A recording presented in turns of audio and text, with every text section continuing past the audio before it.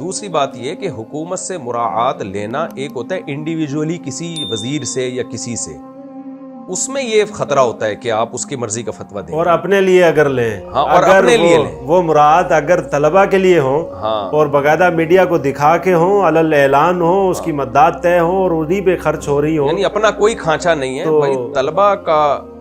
جیسے ایک دفعہ مفتی عبدالرحیم صاحب نے ایک بات کہی تھی، طلبہ نے اعتراض کیا کہ آپ کی تو بڑی پی آر ہے، آپ تو کبھی عاصم منیر سے مل رہے ہیں، کبھی باجوہ سے مل رہے ہیں، کبھی عمران خان سے مل رہے ہیں، کبھی نواز شریف سے مل رہے ہیں، سبھی سے بنا رہے ہو آپ کی تو بڑی پی آر ہے، تو کیا فائدہ ہو رہا ہے؟ انہوں نے کہا کہ یہ پی آر میں طلبہ کے لیے بنا رہا ہوں، آپ کے رشتے کرنے ہیں۔ اور ویسے میں جنرل نالج کے لیے لوگوں کو بتاؤں، چونکہ میں بھی مفتی عبدالرحیم صاحب کو 30 سال سے جانتا ہوں، مفتی عبدالرحیم صاحب اگر یہ اپنے لیے کر رہے ہوتے تو مفتی عبدالرحیم صاحب کا بیٹا سب سے آگے ہوتا اس وقت، اور اپنے گھر کی یہ حالت نہ ہوتی، اپنے گھر کی حالت ان کی مجھے پتہ ہے۔ مفتی عبدالرحیم صاحب نے لکھا ہوا ہے کہ میرے بیٹوں کو، میرے بھائیوں کا جامعۃ الرشید کی انتظامیہ میں میرے مرنے کے بعد بھی کوئی عمل دخل نہیں ہوگا، یہ خاندانی وراثت ہی ختم ہوگی۔ میرے سامنے، میں چشم دید گواہ ہوں، مفتی عبدالرحیم صاحب کو 1.5 کروڑ روپے کا پلاٹ لا کے دیا گیا کہ حضرت یہ آپ کو ہدیہ، میں بیٹھا ہوا تھا اس مجلس میں، اسی وقت انہوں نے اٹھا کے مدرسے کو وقف کر دیا۔ اور میں بتا دوں وہ شخص کون تھا؟ چپ کریں، میں نے ان سے کہا، میں نے کہا کہ حضرت یہ آپ کو انہوں نے ہدیہ دیا ہے تو آپ کیوں مدرسے کو دے رہے ہیں، آپ رکھیں۔ انہوں نے کہا کہ میں ایک بالش بھی اپنی ملکیت میں زمین چھوڑ کے دنیا سے نہیں جاؤں گا، ایک بالش بھی، اور میں نے پراپرٹی رکھنی نہیں ہے۔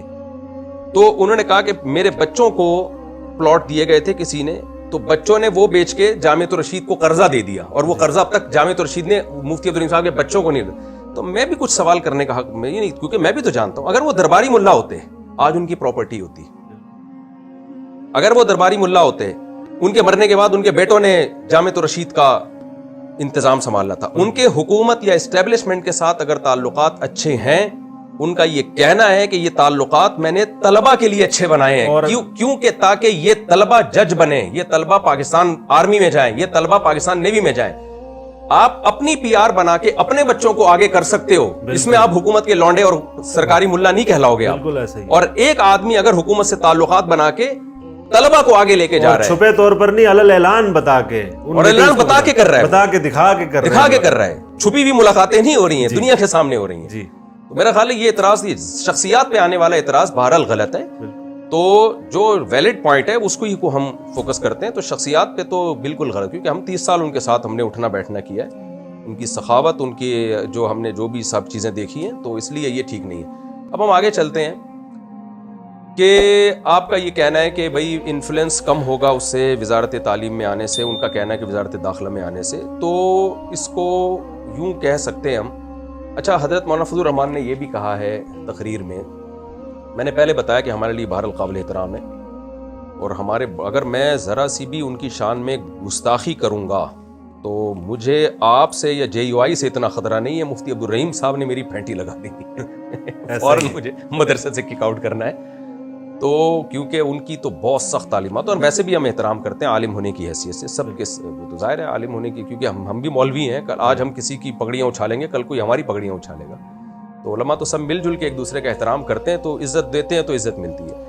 حضرت مولانا فضل الرحمان صاحب نے تقریر کے دوران کہا ہے کہ آپ کی پگڑی اور آپ کی جو چادریں ہیں جو آپ نے سروں پہ رکھی ہوئی ہیں، اس میں اشارہ مفتی عبدالرحیم صاحب کی طرف ہی، کیونکہ پگڑی کے اوپر وہ چادر بھی ڈالتے ہیں، یہ ہماری وجہ سے ہے۔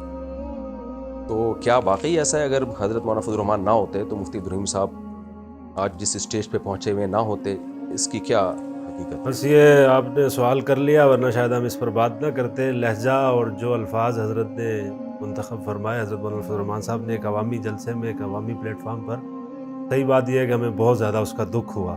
قائدین کو اور کم از کم جو لیڈرز ہوں ان کو اس نہج پہ نہیں آنا چاہیے کہ آگے پھر چل کر جو اگلی نسل کا جو حشر ہوگا وہ آپ کے سامنے ہے۔ اور رہی بات یہ پگڑی بنوانے کی، کہ تو میں آپ کو یہ بھی کلیئر کر دوں، میں تو بہت چھوٹا ہوں، آپ مجھ سے 30-40 سال پہلے کے اس ادارے سے منسلک ہیں۔ حضرت کو پگڑی حضرت مفتی رشید صاحب رحمۃ اللہ علیہ نور اللہ مرکزہ نے بندھائی تھی، اور ان کا تو وفاق سے تعلق ہی نہیں تھا۔ حضرت بالکل فاضل ہیں، جامعہ اشرفیہ لاہور کے فاضل ہیں، اور اس کو کنسیڈر بھی کرتے ہیں، اور الحمدللہ مادر علمی بھی کہتے ہیں، بلکہ حضرت تو بہت سخت بات کہتے ہیں، ہم تو ان کی موجودگی میں بات بھی نہیں کرتے اس طرح کی کوئی۔ جامعہ اشرفیہ بھی حضرت جامعہ اشرفیہ سے فاضل ہیں، اور مزے کی بات یہ ہے کہ آج تک حضرت وہ سند نہیں لے سکے۔ سند جب لینے کے لیے جانا تھا، جب دستار بندی ہونی تھی، تو اس وقت دارالافتاء والارشاد میں حضرت والا کے پاس تھے حضرت مفتی عبدالرحیم صاحب، تو حضرت کے سر پر جو پگڑی رکھی تھی اور جامع الرشید جس نے حوالے کیا اور یہ پورا جو منتظم بنایا وہ حضرت والا مفتی رشید صاحب رحمۃ اللہ علیہ نے باندھی تھی. اور یہ میں آپ کی اطلاع کے لیے بلکہ عوام کی اطلاع کے لیے، آپ تو بہت پرانے آدمی ہیں سر جی، کہ حضرت مفتی تقی عثمانی صاحب اور حضرت مفتی رفیع عثمانی صاحب رحمہ اللہ تعالیٰ جو کہ مفتی اعظم تھے، اور حضرت شیخ الاسلام صاحب، ان دونوں کے بھی استاذ تھے حضرت مفتی رشید صاحب جو جامع الرشید کے فاؤنڈر ہیں. انہوں نے ہی پگڑی بندھوائی حضرت شیخ الاسلام صاحب کو جو کہ وفاق کے صدر ہیں موجودہ، مفتی اعظم مفتی رفیع عثمانی صاحب کے سر پر، اور انہوں نے ہی پگڑی رکھی ہے اور منتظم بنایا حضرت مفتی عبدالرحیم صاحب دامت برکاتہم کے سر پر. تو اس طرح کی شخصیات یعنی حضرت کی مفتی رشید احمد صاحب رحمہ اللہ تعالی حضرت مفتی تقی صاحب پہ بھی پگڑی باندھنے والے وہی ہیں جی، حضرت مفتی رفیع عثمانی صاحب کی پگڑی باندھنے والے بھی وہی، اور مفتی عبدالرحیم صاحب کی پگڑی باندھنے والے. مطلب یہ کہ مفتی عبدالرحیم صاحب کا لیول اتنا اونچا ہے جی، اور مولانا فضل الرحمان صاحب سے جونیئر بھی نہیں ہے، الرحمان صاحب سے جونیئر نہیں ہے، وہ سینئر نہیں ہے تو جونیئر بھی نہیں ہے. ایک ہی سال میں فراغت ہے. یہاں حضرت مفتی عبدالرحیم صاحب شاید 1 سال سینئر ہیں ان سے، جی 1 سال پہلے فاضل ہوئے ہیں. تو یہ جب پیرالل علم میں سب ہوتے ہیں تو پھر شاید یہ الفاظ تھوڑا سے نامناسب، اور اس طرح کے الفاظ اور تمسخر اڑانا، یا یہ کہ وفاق کے بھی بالکل وفاق کے سارے ہی ہم وفاقوں سے ہی پڑے ہوئے ہیں، وفاق کے ہی فاضل ہیں، لیکن کسی بھی فاضل کو یعنی تمسخر اور استہزاء اڑانا یہ بہت ہماری دل آزاری ہوئی ہے اور بڑا دل دکھا ہے اس بات کے اوپر. اچھا دیکھیں اس کا حل کیا ہے، کیونکہ اب یہ ایک لڑائی سامنے آ گئی ہے، اور ایک صاحب پشاور سے انہوں نے ایک پوسٹ بنائی، ایک طرف مولانا فضل الرحمان مفتی عبدالرحیم صاحب کی تصویر لگا کے بیچ میں رو رہا ہے وہ کہ یار میں دونوں ہی میرے بڑے ہیں اور میں ان کو روتا ہوا دیکھ رہا ہوں. کچھ ایسے بھی لوگ ہیں نیوٹرل ہیں جی، کچھ لوگ ایسے بھی ہیں جو کہہ رہے علماء کی اس لڑائی میں ہم لڑائی کے ساتھ ہیں ایسے بھی ہیں چسکے لینے والے. حل کیا ہے اس کا؟ دیکھیں پہلے تو میں لوگوں کو یہ بتا دوں، مفتی عبدالرحیم صاحب لا الہ الا اللہ قرآن پہ ہاتھ رکھوا لو، درباری ملا نہیں ہے. بالکل الحمدللہ، درباری ملا نہیں ہے. میں 93 سے ان کے ساتھ ایسے چپکا ہوں، ایسے درباری ملا نہیں ہے. کبھی آپ خوشبو لگا کے چھاؤں میں آؤ، کچھ باتیں میڈیا پہ بتانے کی نہیں ہوتی، کبھی خوشبو لگا کے آؤ. آج میں نے دورے کے طلبہ کو مفتی عبدالرحیم صاحب کے اپنے ساتھ، اور جو ہم نے وہاں حالات دیکھے، ظاہر میڈیا پہ نہیں بول سکتا میں، تو وہ طلبہ کی چیخیں نکل گئی کہ یار یہ کیا بتا رہے ہو، درباری ملا نہیں. دیکھیں قرآن کیا کہتے ہیں نبی صلی اللہ علیہ وسلم کو کہ اے نبی آپ ان سے کہہ دیجئے اعیذکم بواحدہ ان تقوموا للہ مثنی وفرادا ثم تتفکروا ما بصاحبکم من جنہ. کہ نبی نے پوری قوم کی مخالفت لی ہے، تو نبی صلی اللہ علیہ وسلم کو اللہ تعالیٰ فرماتے ہیں کہ آپ کہہ دیں کہ یہ غور کرو کہ 2 وجہ سے انسان ایک قوم سے ہٹ کے بات کر رہا ہوتا ہے، یا تو جنون ہوتا ہے یا پیسے ہوتے ہیں، پیسہ ہوتا ہے اس کے پیچھے. مفتی عبدالرحیم صاحب کا دماغ مجنون نہیں ہے، جنون ہوتا نا تو یہ سب کچھ اتنا بڑا ادارہ نہ کرتا، یہ رویہ بھی نہ ہوتا جو اتنی بمبارمنٹ کے بعد اتنے شائستہ لہجے میں بات کر رہے ہیں. یا لالچ ہوتی ہے. لالچ میں 2 چیزیں ہوتی ہیں، یا تو اپنے بچوں کو آگے لانا، اپنے خاندان کو پروموٹ کرنا، یا پیسہ. پیسہ ایک بال زمین نہیں ہے ان کے پاس، اور ہم نے بہت کوشش کی کہ ہم کچھ ہدیہ دے دیں حضرت کو، ٹھیک ہے نا. اور جامعہ میں سب سے محروم اگر ہیں تو حضرت کے بچے ہیں، حضرت کے بچے سب سے محروم ہیں. بڑے بھائی کے حال دیکھو، صرف ناؤ سے آگے بےچارے نکل نہیں رہے ہیں، ٹھیک ہے نا. یہاں بچوں کو لے کے بیٹھے ہوئے ہوتے ہیں، ایک بکریاں چرا رہے ہیں. تو اور میں جامعہ کا میں بہت نہیں، سب سے سینئر نہیں ہوں، بہت سینئر ہوں. میرا اپنا حال پتہ ہے کیا ہے؟ 35,000 میری جامعہ میں تنخواہ ہے، ٹھیک ہے نا. انہوں نے اب بڑھائی ہے، یار اب تو سیٹ ہو گئی نا، وہ تو غلط 24 سال کے بعد جا کے ان کمبختوں نے بڑھائی ہے. میں اتنا خوش ہوا، میں نے خوشی سے نا کہ یار میری تنخواہ تھوڑی اچھی ہو گئی ہے. آپ اب لوگ کہیں گے کہ تنخواہ اچھی ہو گئی نا اس لیے اتنا بول رہے ہیں، صحیح ہے نا. 24 سال کے بعد یار ہماری یہ تنخواہ دے رہے ہو تم، 18 بچوں میں اور 4 بیویوں میں. تو میں اتنا خوش ہوا کہ میں نے کہا یار اپلیکیشن اب ڈاؤن لوڈ کروں، تو وہ ڈاؤن لوڈ نہیں ہو رہی. میں نے کہا یار کتنی تنخواہ بھیجی ہے؟ انہوں نے کہا بھیجی نہیں ہے، بس کی ہے اچھی، کیونکہ فنڈ نہیں ہے ہمارے پاس. 4-4 6-6 مہینے سے اساتذہ کی تنخواہیں بند چل رہی ہیں. مشکل وقت آ رہا ہے، 4-4 6-6 مہینے، اور یہ ہوتا رہتا ہے. جہاں اسٹیبلشمنٹ کے لوگ ہوتے ہیں نا تو تنخواہیں بند نہ ہوتی، ایڈوانس میں ملتی، ایڈوانس میں تنخواہیں ملتی، بہت زیادہ تنخواہیں ہوتی، تو ایسا نہیں ہوتا. تو مفتی عبدالرحیم صاحب کی اپنی کوئی پراپرٹی نہیں ہے، ہم اس کے چشمدید گواہ ہیں. ان کو جو ہدیہ بھی پیسہ ملتا ہے نا وہ بھی لٹا دیتے ہیں دوسروں کے اوپر، ہمیں ہی دے دیتے ہیں کہ یار تم کھاؤ جاؤ. تو جو ان کی روزوں پہ روزے ان کے چل رہے ہوتے ہیں، تہجد ان کی 2 مہینے میں نے ان کے ساتھ حج کیا ہے. میں جب حج پہ ان کے ساتھ گیا تھا تو مجھے کسی نے کہا کہ جب یہ بیت اللہ پہ نظر پڑتی ہے نا کھڑے ہو کر بہت لمبی دعا مانگتے ہیں. میری عمر 40 سال تھی اس وقت, تو بڑی لمبی دعا مانگتے ہیں یہ بیت اللہ کے سامنے کھڑے ہو کر. میں نے کہا ہم جوان ہیں, یہ ہم سے بوڑھے ہیں, ہم اس سے لمبی دعا مانگیں گے. مولوی صادق صاحب ہمارے ساتھ تھے, 2013 میں حج کیا. جب ہم گئے ہیں انہوں نے دعا مانگنا شروع کی ہے نا, میں کھڑے میرے گھٹنے چٹکنے لگے یار. ایسا ہی ہے, ایسا ہی ہے. حالانکہ 20 بیماری ہیں جی. مجھے شرم آ رہی یار, میں اگر بیٹھ گیا تو یہ کیا بولیں گے, کمبخت تو باتیں 4 شادیوں کی کرتا ہے. کھڑا نہیں ہو جا رہا تم سے. میں آہستہ آہستہ کھسک کے پیچھے آیا ہوں. میں نے مولوی صادق سے کہا میں پیچھے بیٹھا ہوں, جب دعا ختم ہو جائے بتا دینا. اس دعا میں ان کی جو ہم نے عبادتیں دیکھی ہیں, ان کی دعائیں دیکھی ہیں, ماں بچوں کے ساتھ خیر خواہی دیکھی ہے. مفتی رشید احمد صاحب رحمہ اللہ تعالیٰ کہا کرتے تھے, انہوں نے ایسے ہی خلافت نہیں دے دی عبدالرحیم صاحب, مفتی عبدالرحیم صاحب. ان کی آپ بیتی آپ پڑھو, جس میں انہوں نے لکھا ہے کہ میں نے اس شخص کو اتنا نچوڑا ہے نا کہ اس میں حب جاہ یا حب مال تو نہیں ہے. وہ خط دکھانا چاہیے, وہ خط دکھانا چاہیے مفتی رشید احمد صاحب کا. مفتی رشید احمد صاحب خلافت کے بارے میں بہت سخت تھے. وہ ایسے نہیں خلافتیں پکڑاتے تھے کہ جی صبح اٹھے خواب آیا مجھے خلافت دے دو. انہوں نے لکھی آپ بیتی کہ میں نے اس شخص کو اتنا کنگھالا ہے کہ جو کوئی سوچ بھی نہیں سکتا. اس کے بعد جا کے چیک کیا کہ حب جاہ یا حب مال تو نہیں ہے اس میں.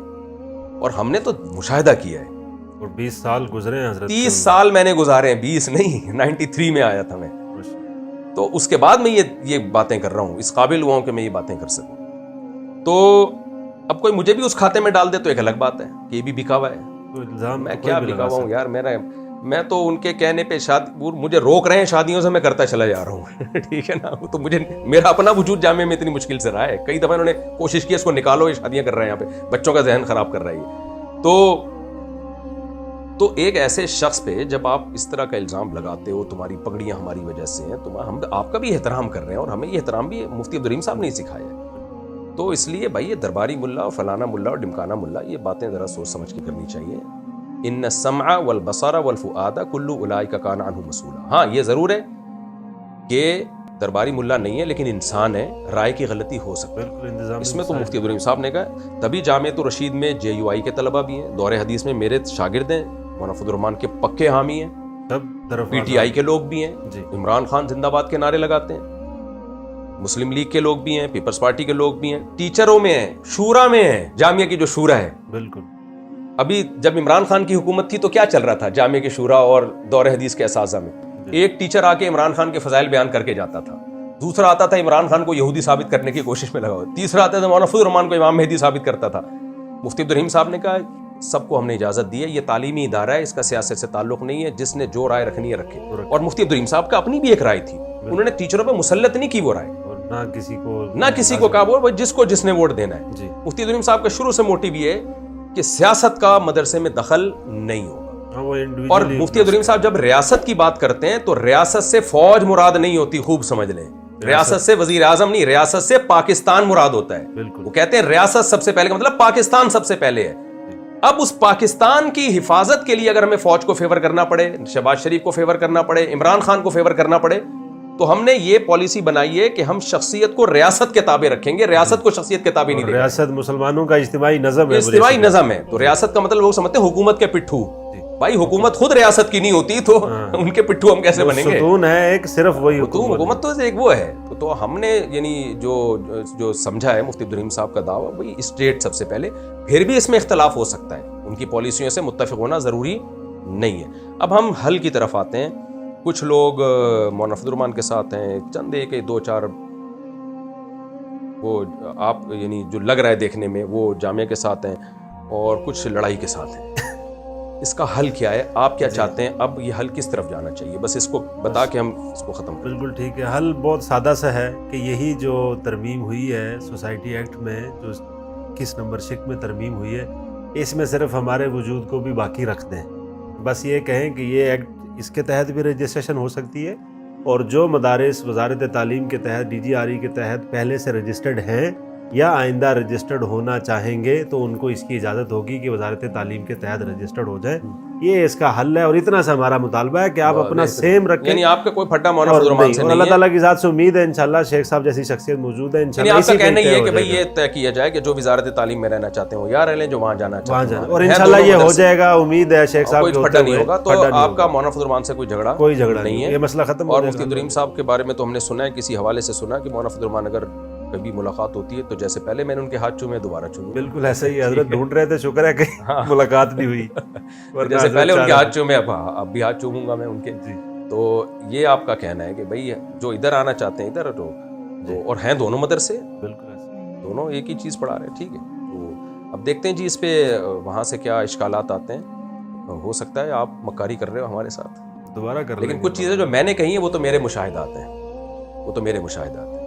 جو میرے مشاہدات نہیں ہیں جن میں مجھے بھی اعتراضات تھے وہ میں نے ان سے پوچھے ہیں, جو جن کا جواب آپ کے سامنے آیا ہے. جو میرے پرسنل مشاہدے تھے وہ بہرحال میں نے پبلک کے سامنے رکھ دیے مفتی عبدالرحیم صاحب کے حوالے سے. تو ہم اس کو ختم کرتے ہیں, دعا کرتے ہیں یہ کنٹروورسی ختم ہو اور اللہ تعالیٰ علماء میں اتحاد پیدا کرے. ہم تو بچے ہیں, ہمارے بڑے ہی آپس میں لڑیں گے تو ہم کہاں جائیں گے بھائی. تو ہم پھر اپنا مدرسہ کھولیں گے اور کیا ہے. تو جزاکم اللہ خیر.